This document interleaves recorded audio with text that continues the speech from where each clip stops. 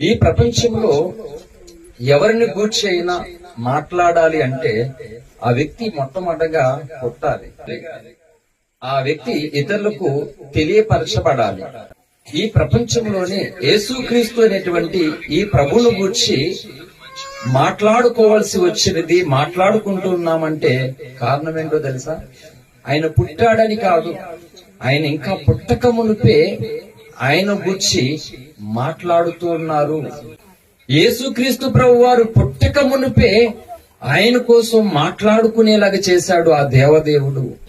ఈ భూమి మీద దేవతలు అనబడిన వారు, దేవుళ్ళు అనబడిన వారు, అవతార పురుషులు, మహానుభావులు, యోగి పొంగులు, మహాత్ములు ఎందరో ఉన్నారు.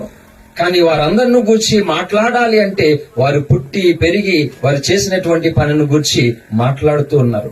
కానీ ఒకే ఒక్క వ్యక్తిని గూర్చి మాత్రము ఆయన ఇంకా పుట్టక మునిపే ఈ లోకము